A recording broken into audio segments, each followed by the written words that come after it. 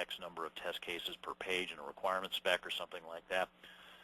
So really, the test estimation problem is significant, and the test planning is complicated too. If you're going to test a open source application prior to deployment in a data center, well, what are the entry and exit criteria, right? I mean, how would you even set the entry criteria? I mean, what are you going to do if the system fails the entry criteria? Go back to the open source community and say, well, you need to fix these bugs, and then they'll get to say, yeah, we'll get around to it.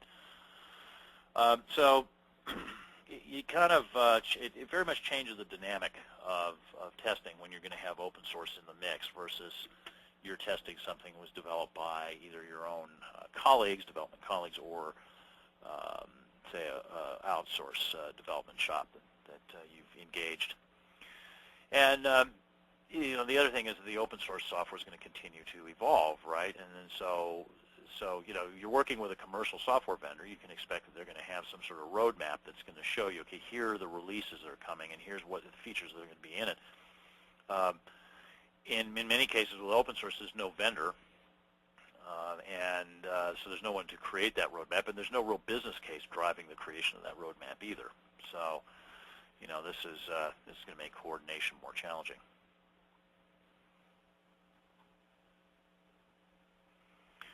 Okay, sorry about that. Legacy systems. So I've mentioned this a few times, and this is going to, for many of you, probably continue to be a challenge, as it has for a number of our clients. We're doing more and more system integration and systems of systems, and that means we've got legacy applications, and in a lot of cases, and then legacy applications have lots of data potentially because they've been around for a while. And really requires some pretty creative approaches in terms of test automation. If you're going to do that both sides of the sandwich testing that I was talking about before, you can say, okay, well, I need to be able to reach around into this database that's here on this legacy system and check to see that this data that was entered on a website ended up being properly populated into the database. Well, what if you're in the position of the client that I mentioned, an IMS database or something like that? This is not exactly the standard thing that you're going to be used to hooking up to, right? So that's going to require some amount of creativity. I mentioned the need for the testers to understand legacy technologies or understand technologies that they're working on, and so what does this mean when we've got a lot of legacy technologies that like IMS or something like that? What are you going to do? Re-recruit some people who have been on previous work on similar types of systems, maybe people who are retired, and that's an option. For some of our clients, this is something they're really struggling with. Just the client I was working with this week, very concerned about, hey, we've got people who are leaving, and then they're not writing down how this stuff works before they leave, and no one can figure out how to make these applications work, not to mention test them. So, if we've got a mix of, system of systems with legacy applications spanning decades and potentially open source stuff dropping in there and new software dropping in there, there's very diverse technology. This is going to make the test process really complex and yet very critical for us to understand.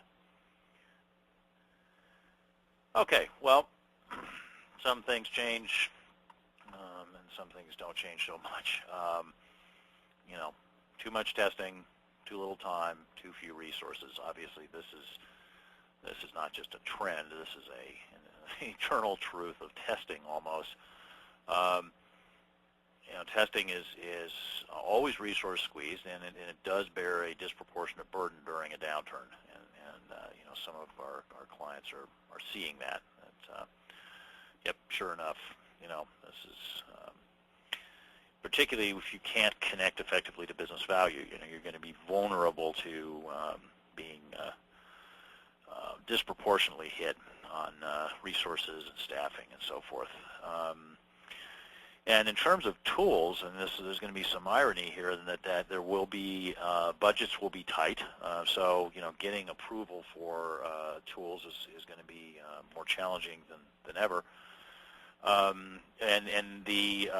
Thus the people selling tools are going to need to take extraordinary measures to overcome the objections that will be raised to the tools at their prices in the current economic situation. So those expectations, those objections will be overcome by raising some fairly significantly inflated expectations about what the tools can do, which then makes it very difficult for you, because when we talk about return on investment, what people's expectations are for the return on investment of automation, you're going to have some adjusting of expectations that will need to be done, perhaps.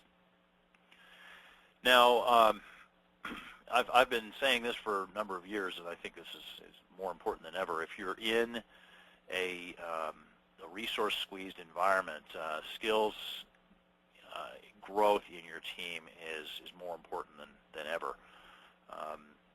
Tom DeMarco and Tim Lister, and I believe it was PeopleWare, talked about there being a 10 times, a factor of 10 difference in terms of effectiveness between somebody without the skills to do a particular job and somebody with the skills to do a particular job. So, if you're looking to do more with fewer people in less time, then you really have to, grow the skills of those people so that they are, doing the work of what would probably be 1.5 or 2 times as many people, what you would really need. That's what the expectation is, and that's what you're going to have to do. And, as long as the downturn continues, and it does seem to be resolving itself here now in the United States, though in other parts of the world, a lot of our clients are still really suffering from this, and it remains to be seen whether it is actually resolving itself here in the United States yet. So I think we have to expect that efficiency is going to continue to be a concern, and we should have metrics for the efficiency of our process, as I mentioned before, and we should be wringing every drop of inefficiency out of our processes. And that's a good idea all the time. It's just a particularly good idea now.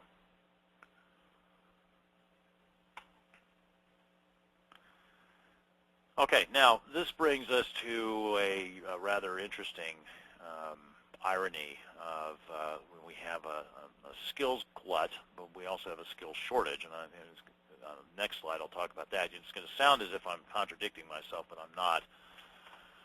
The skills glut is at the entry-level tester.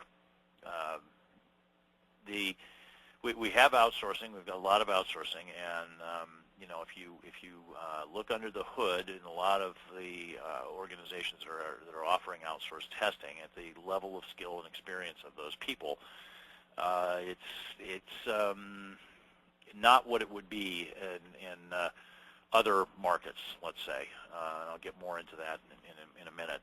And now we also have organizations out there that are offering so-called crowdsourcing of testing, where people are paid perhaps by the bug for testing browser-based applications.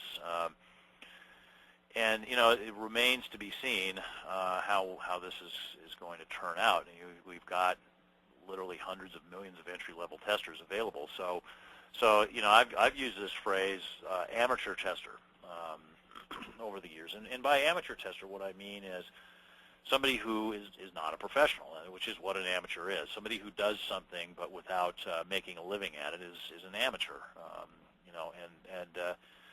Well, they haven't made a living at it for a very long time. That makes them, they are a professional tester, but they still have the skills of an amateur. This is something that's always been going on, the staffing of test teams with people who have purely a user background